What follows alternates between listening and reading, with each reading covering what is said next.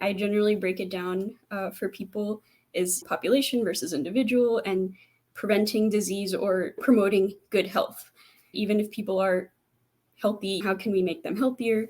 But I find that sometimes people still don't really get it, and they really want to know, what do I do as a public health professional? We are live.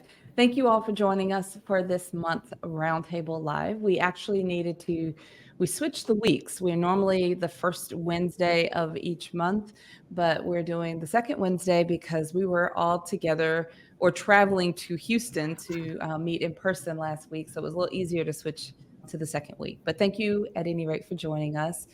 I'm joined by a panel of really innovative public health professionals who are excited to share on this topic. I think that it's an ongoing discussion.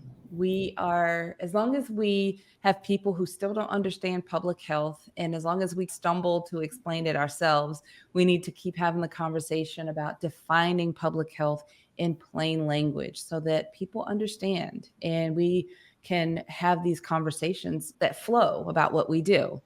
That's what we're here to talk about today. So thank you for joining us live. If you're watching the replay, we appreciate that. Feel free to join in the chat in the comments and let us know what your thoughts are as we go through the conversation. And I just realized that you cannot see our names. So let me change that.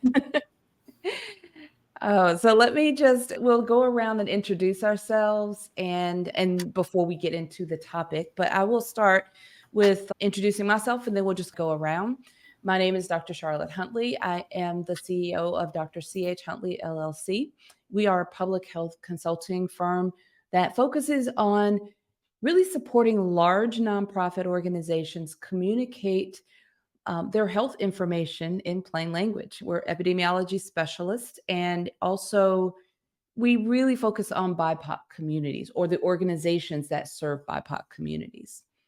I'm also the host of the Public Health Epidemiology Conversations podcast, where we bring on a variety of professionals in the field of public health to discuss their journey into public health and what they do, and again, help to shed light on the various ways that you can work in this field. So I'm going to pass over to Zainab. Why don't you introduce yourself? Hi, everyone. Thank you, Dr. Huntley. Super excited to be here, especially because it is Health Literacy Month. So there's no better time to talk about plain language and explaining things clearly so people can understand. So love the timing, Dr. Huntley, of this. Again, my name is Zainab Shipchandler. I'm a Master Certified Health Education Specialist and a public health consultant at my consultancy, ZRF Group. And we work with organizations to develop health education for communities and also for training and providing continuing development education for health professionals and public health professionals.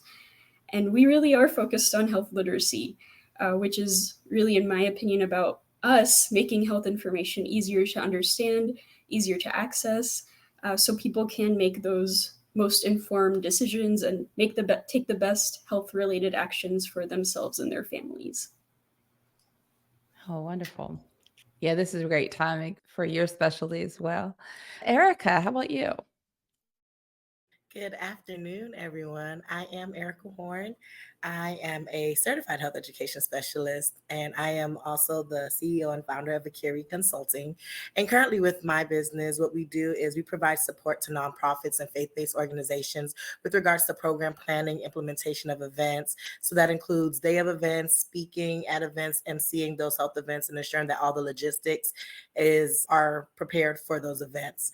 And also being a certified health education specialist, ensuring that the topic of health literacy is something that we actually complement and ensuring that people understand what we are trying to explain to them in a way that's culturally relevant and competent to the communities that we serve. So that's just a little bit about what I do now. Excellent. And last but not least, LaShonda, please introduce yourself. Hello, everyone. My name is LaShonda Richardson, and I am the founder of Emerge Public Health and Community Development.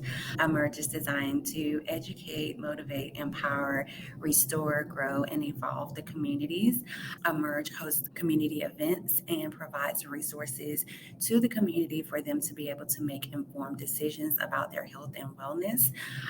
We also work with similar to Ericka, but with faith-based and nonprofit organizations, just providing resources, allowing them to have everything that they need to be able to just work within their communities to be healthy, to make informed decisions. That's what Emerge is about. We love working in a community with different people, with different organizations. So that's who we are.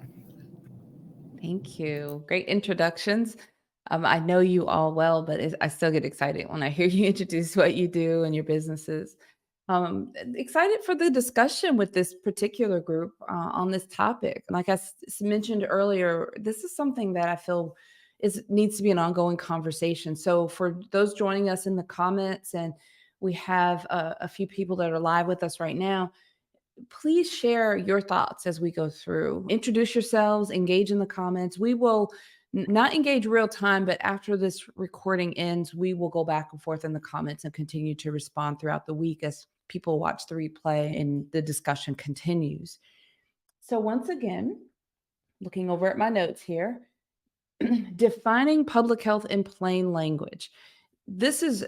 I'm not sure why this has really captured me so much. I think that trying to meet the need, and from my perspective as the podcast host and engaging with so many different people, and also in a niche area like epidemiology where it always feels complicated, it's really good for us to address this and to continue to talk about it.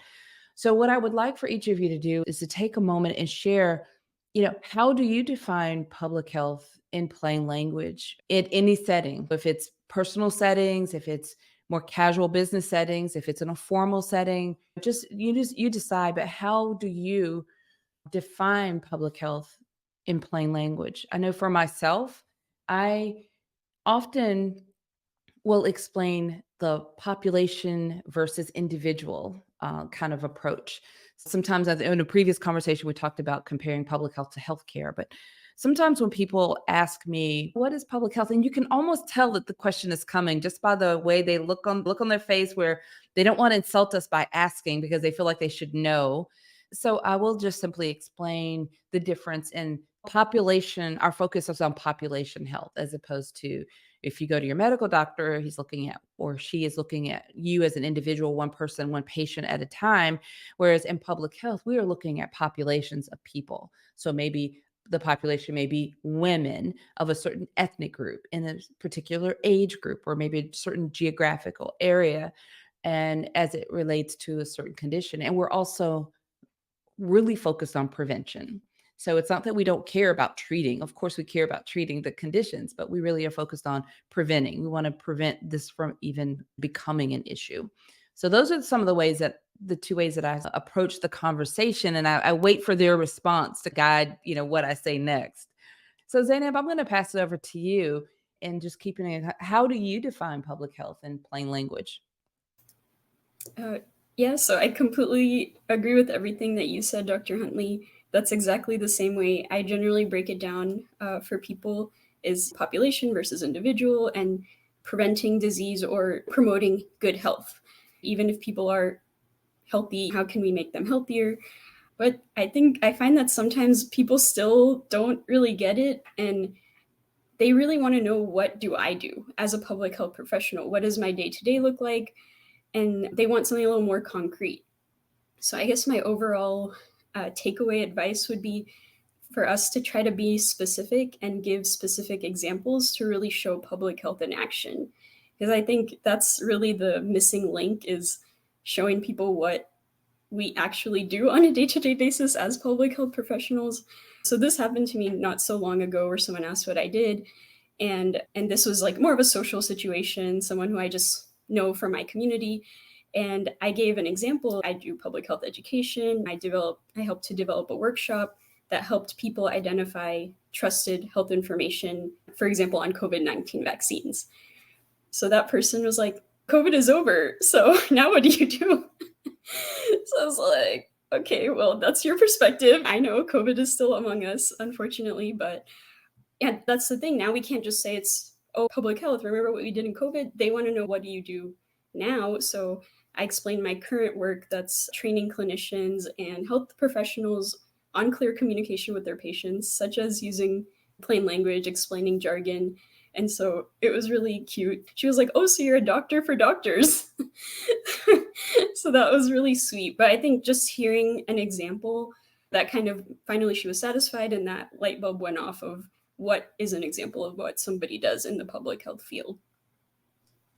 I think that's great. I think that's great. And you're right, having some examples that are relatable. And it's really interesting. It's almost like we have to read body language to figure out, are they understanding or do they want more? Because sometimes I've been guilty of giving too much and they're clearly like, it's like way too much right there. But finding that balance and those examples are important. And you're right. They want to know, what do you do? So that's great. Thank you for sharing that. What about you, Ericka? How do you define public health in plain language? So for me, I would say similar to how you explained initially about population versus individual health. But one of the first things I do is always get to know who I'm talking to first. So I'll ask questions, whether it's to the community, to the individual, and just gauge their understanding in general. And then I can give an example based off of their understanding. And that's where it is with like health literacy, is understanding where people are so that you can provide them with information at the level so that they can understand. So I can just think of a few times, and this week has been crazy because it's happened more than once. I was speaking to a family member, and I'm Jamaican American. The understanding of health is different in America versus in Jamaica. And just being able to explain what I do as far as community engagement work and how we provide different resources to community or connect them to the community and the resources that they have. And just explaining that, just think about the whole village where you're from as opposed to just when you go to the doctor, but then also breaking it down even more, because understanding that there aren't that many healthcare professionals in Jamaica. So it's not as if, oh, everybody has a doctor. That may not be common conversations or topics. So I try to get to understand the person that I'm communicating with first, and then bring it to their realm of life, their scope of what they experience, and bring it to them so that they can understand it from the lens that they're seeing life through. Because I can always give my example, but if they're in a whole different frame of mind, they're not American, they're not in America, they don't even know what health is, it doesn't benefit them because then they still don't understand. So that's one of the first things I do, is find out their understanding and try to bring it to their level. And then also considering where people come from outside of their background. So when I talked about that being culturally responsive, culturally competent, understanding that some systems, some areas, they may have had to pay for school. So it's not necessarily, everybody doesn't just get to go to school for free. They may have stopped in second grade. They may have stopped in fifth grade, and then bringing it down to the level. And even if they may have stopped in eighth grade, sometimes they may not have been on that level when it comes academically. So what level did they actually stop at with their education? So I really try to take it back to the individual, understanding what their level of knowledge is, just to also let them understand that I'm on their side. Like, I want them to understand, instead of always talking so high that they would never understand what I'm saying. I try to bring it down to a place so that we're having just a conversation. So if the only thing they know is nursery rhymes, I'm going to find the nursery rhyme that relates to public health in a way for them to understand. So I just try to really be authentic and really think about the individual that I'm speaking with. And I actually had that experience when it came to with my family this week. I was able to do that and share about public health, and they were able to give me some additional insight that I didn't even consider. But it took me being able to get down to their level and get to just whatever level, not necessarily down, but just get to the level that they're on and their playing field, so that we could be able to have a conversation about it. And then another thing that comes to mind when I think about public health and explaining it is, even when it comes to like healthcare providers, I know Zainab touched on it briefly, but just making sure that they understand how do they approach these communities as well. A lot of times we consider, sometimes it's a misunderstanding of cultures, a misunderstanding of body language, and just being able to provide that as a resource for physicians and how they work, and healthcare providers. So maybe not just doctors, but maybe nurses and PAs, and helping them understand, hey, that's not what that exactly means when you go into the doctor. When they come to see you, this is what that means. And so it helps them and allows them to be better providers for their patients that they see one-on-one. So that's what I do, and my approach to like using plain language in public health. I really like that. I think you gave us really two examples with the family. I think it's really important that our goal should be for our family to understand, truly understand, and accurately be able to explain what we do. I think if we can get to that point, that's a huge win. Because I found myself years ago, I would just avoid the conversation because it was just too hard to try to explain. But I think it is something with compassion and that genuine being authentic, that genuine desire to have them understand. Because if they understand, your family loves you, they care about you, they're going to be explaining it out to other people. So if we take a little time and we get our family on board and they can understand, then they're sharing that really accurately in the people that they engage with and speak with. I also like the mention of the professional realm. I'm surprised but not surprised at how often, if I'm in professional circles with other medical doctors who don't truly understand epidemiology, and it's not that we fault them, that's not a part of their curriculum and training, but there's an opportunity for conversation there where we can share and communicate in a way that they take that back to their one-on-one patient engagements. And so a lot of good stuff in there, Ericka. Thank you for sharing that. Yeah. And LaShonda, what about you? How do you define public health in plain language? So I am loving this conversation, and I completely agree. It is just meeting people where they are and having them to have a clear just understanding of what public health is. I think like having people to understand that it's making lifestyle changes, and it is what would you be able to do if you could play with your grandchildren, or if you could just do everyday things that you wouldn't normally be able to do if you chose healthier foods, or if you chose to move your body. Just having people to understand that it's about lifestyle changes, it's about changing the outcome of your health. And I love the fact that we were talking about with families, because we can also be that resource for them when they go to the doctors. Actually, I want to do something, and I found an article. It was talking about questions that you should ask the doctor when you go, because we have a lot of people, you go in and the doctor may see you and they ask open-ended questions. Are you okay? Yes.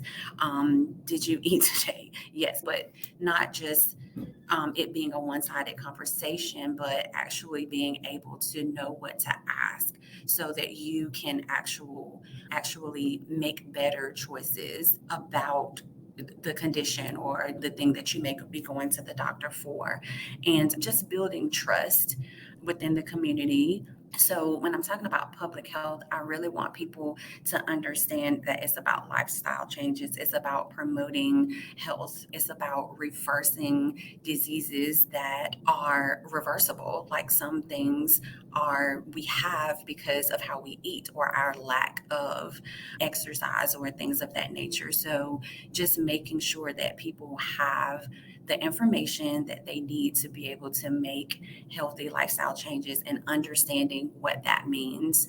And I wrote something down. One thing that I always ask people or my clients or that I'm working with is, you say that a lot of people there's this saying that you're going to live until you die. But my question is, what do you want your quality of life to be while you're living?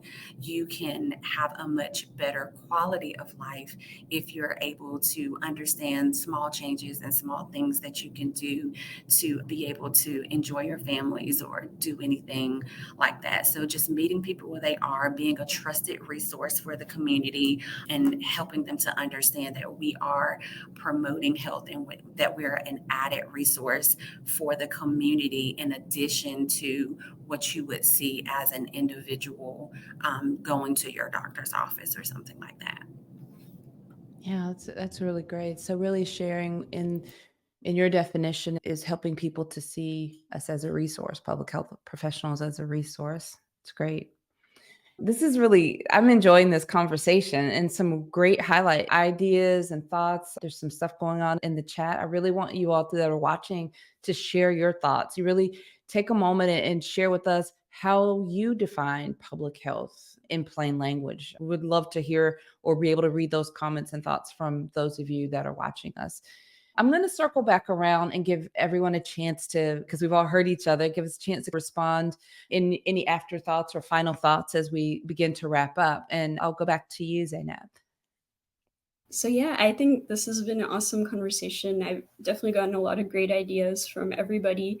I think what stuck in my mind is the nursery rhyme to explain public health, because honestly, sometimes, little poems, little songs. I remember during the pandemic, I got a little baby book about, I think it was like epidemiology for babies or something like that. And I feel like my daughter understood the basic concepts of how disease spread and how to prevent disease from that. And she was, I think, 2 years old at the time. So it's possible. It really is possible if we take that effort. And like you said, both LaShonda and Ericka mentioned meeting people where they are, whether they're a 2-year-old, whether they're 95 years old. I think we can just take the time it takes to get to know the person and explain it in a way that's relevant to them. So I absolutely loved this conversation. Thank you all so much.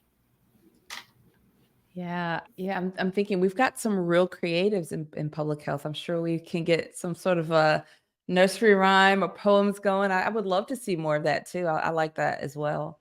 Ericka, what about you? So, as Zainab mentioned, the nursery rhyme, I thought about how during the pandemic, everybody had signs up about like washing hands. So they had like twinkle, twinkle, little stars, sing this as you wash your hands. And that's how you know if you reached the 20-second mark. Like that's how you know. So even just little things like that really stick, because then people start asking, well, why do I have to sing for this long? And then then you can answer, well, this is how long it takes for this to take place. So just little things like that really do make a difference. And even when LaShonda was speaking, it made me think about how, as consultants, as public health professionals, we're here to help guide others, and being able to provide and be a resource, but it also empowers individuals to be in charge of their own health.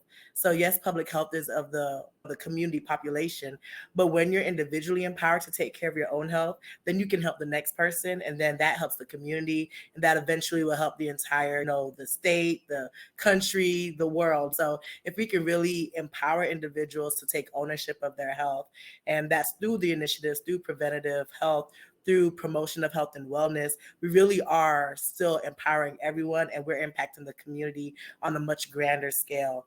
And in providing that resource, it also helps reduce the stigma and shame that may be associated with not knowing what to say when I go to the doctor, or not knowing what to ask. So even just having a few questions about, what do I ask?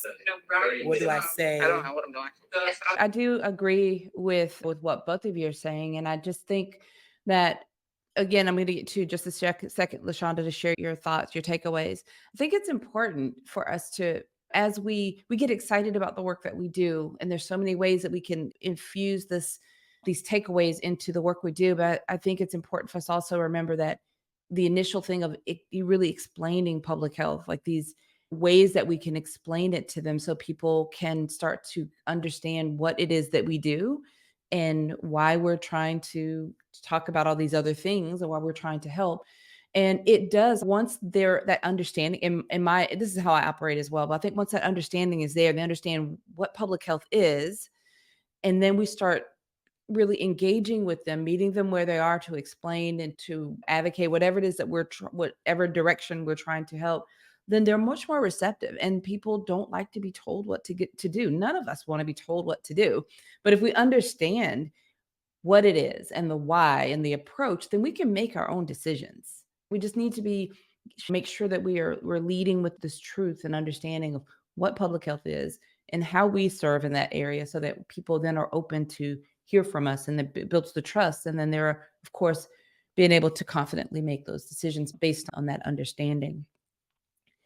Ericka, did you want to add back to that before I move to LaShonda? Are you?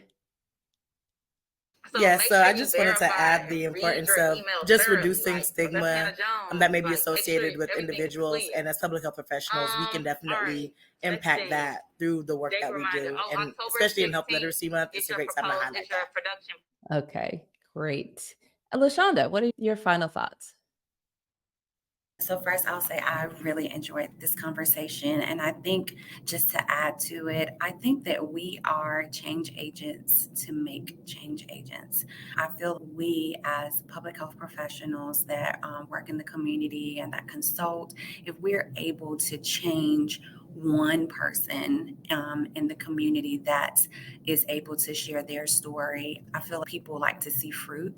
And once if we can get one person to change and share that, then we can start to get the community involved as a whole. Once people start seeing, I can do this, I can make this decision, I can make this change, and this is how it affects me. So if we come alongside each other and teach the community, if we can get one person at least, and that's how I feel, if I can get one person to change, if I can get one person to understand, I feel that this person can be a testament that the small changes that you make can make a huge impact in your life.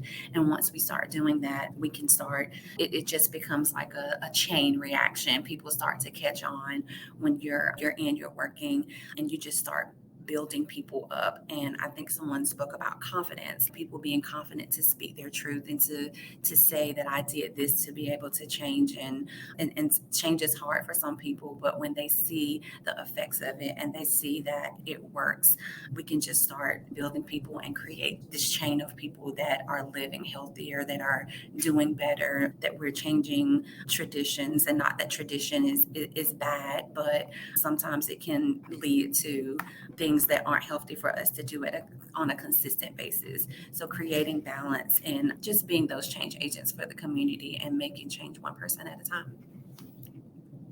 I think that's a great point. You think of one person, you think about their circle of influence. Each of us, we've got our families, we've got friends, we've got our circle of influence. So when one person clearly understands public health, then it's likely the people around them are going to have a clear understanding of public health. So that trickle effect is huge.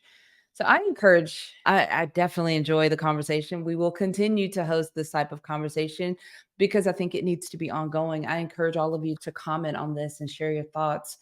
Really just remembering that I can say it's up to us, our responsibility, but let's look at it as a burden, but as a privilege and an honor. Be excited about helping to explain public health. There are a lot of people who don't understand and don't know. So let's just turn around, be more excited about explaining. It's an opportunity to shed the light on this topic and this subject with one person at a time, right?